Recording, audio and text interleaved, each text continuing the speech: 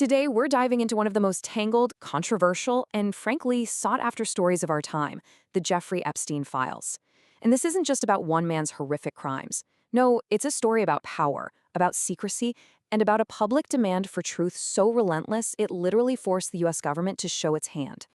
So, just to give you an idea of the scale we're dealing with, let's start with a number: 3.5 million. That is how many pages of documents, photos, and videos the Department of Justice ended up releasing.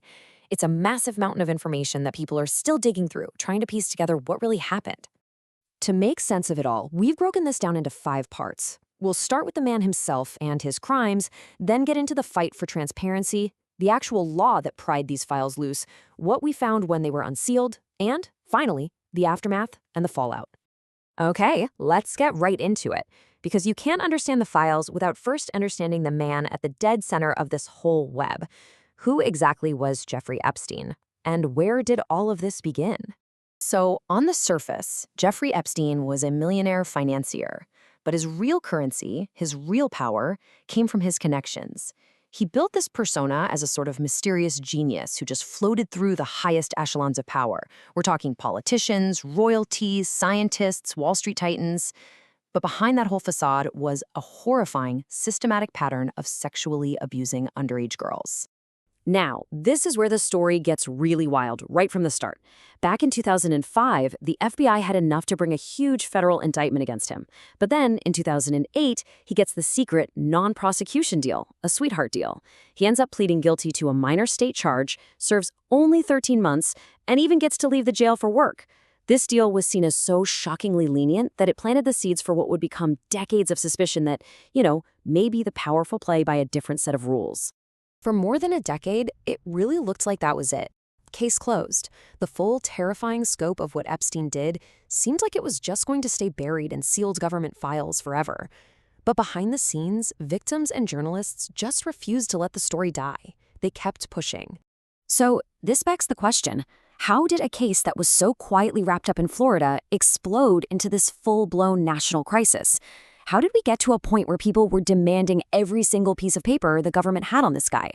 Well, it was a long, tough fight. The whole thing just blew up again in 2019. But then, Epstein's death in jail only threw gasoline on the fire, sparking all these cover-up theories. Even after Ghislaine Maxwell was convicted, it just wasn't enough. The real breaking point came in July of 2025, when the Justice Department basically said, "We're not releasing any more files." And that was the final straw. It set off a massive public backlash. The feeling that the government was hiding something led to something you almost never see in Washington these days: people from both sides of the aisle actually agreeing. You had Democrats and Republicans coming together, all arguing that the public's right to know what happened was way more important than protecting powerful people from being embarrassed. All that pressure had to go somewhere, and it went directly into creating a landmark piece of legislation: the Epstein Files Transparency Act. It was a law designed to do one thing and one thing only: force the government to open its vaults. The law itself was pretty straightforward, but it had a really tough deadline. It basically told the Attorney General, you have 30 days, you have to create a public, searchable database of all unclassified records related to Epstein.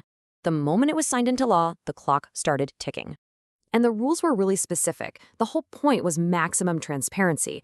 It meant everything had to be released: FBI reports, internal DOJ emails, you name it. But it also had built-in protections for the victims. Their personal info could be blacked out, along with any graphic material. So it was a balancing act: expose the powerful, but protect the vulnerable. This one sentence, right here, this is the heart of the entire law. It's the teeth. It explicitly says you can't hide something just because it would make some powerful person look bad. This was a direct shot at years of public suspicion that the elite were being protected. The law made it crystal clear: being embarrassed is not a good enough reason to keep secrets. So, let's get to the release itself. The law is passed, the deadline is set, but actually getting these files turned out to be anything but simple. The deadline, December 19th, finally arrived. Public anticipation was huge, but what came out was, it was a huge letdown. The DOJ released just a tiny fraction of the files, and it immediately sparked accusations that they were ignoring the law and trying to cover things up. That first release was a total mess. The website kept crashing, The documents that were there were almost completely blacked out, and the little you could see was stuff we already knew. It was so bad that the bill's own sponsors publicly accused the DOJ of breaking the law. Instead of giving people transparency, it just made everyone even more suspicious. That disastrous first attempt created a month-long firestorm. The politicians who wrote the bill were all over the news, the public was furious, and the pressure on the Justice Department was just immense. So finally, facing a total crisis of credibility, they caved. On January 30th, the floodgates finally opened. And this was the moment everyone had been waiting for. The DOJ announced it was publishing over 3 million additional pages. That brought the grand total to nearly 3.5 million. It was a staggering amount of data, thousands of videos, over 180,000 images, just everything.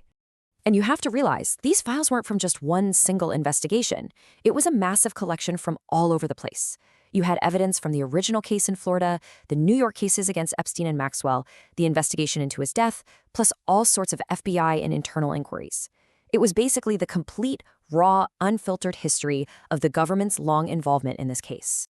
So, with 3.5 million pages out in the wild, what was actually inside them?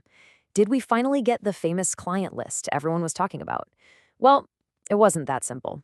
Instead of a neat list, what we got was a messy, sprawling, and deeply disturbing look inside Epstein's world. Let's break down some of the biggest findings. The files had direct communications that painted a really vivid and often pretty gross picture. Take this email from Richard Branson in 2013. That casual, joking tone about a harem, it shows a level of comfort with Epstein that's just shocking, especially since this was years after his first conviction. Or this one from Elon Musk in 2012, asking about the wildest party on Epstein's private island. What these emails showed was this chummy, elite circle that just kept hanging out with Epstein long after he was a registered sex offender.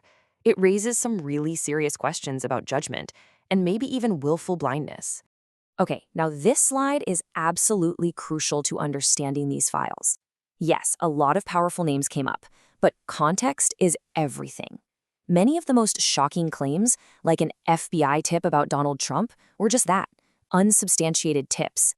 These files are raw intelligence. They're notes, allegations, leads that were never proven in court. It's a look inside an investigation, not a final judgment.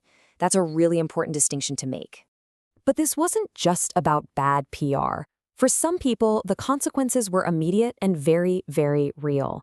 We saw top government officials resign in the UK and Slovakia. And even more seriously, it kicked off new legal action. We saw arrests in the UK, including Andrew Mountbatten Windsor and Peter Mandelson, and even corruption charges against a former prime minister of Norway. And the impact of this story just rippled across the globe. It got so big that in February 2026, a group of United Nations human rights experts put out this incredibly powerful statement. They said the revelations were shocking and warned that the scale of the operation could legally qualify as crimes against humanity. The UN experts didn't just point fingers at the perpetrators. They also highlighted serious problems with how the files were released, noting that sloppy redactions had actually exposed victim information and re-traumatized survivors. And their biggest point was this: having people resign or get publicly shamed isn't enough. Real justice requires criminal accountability.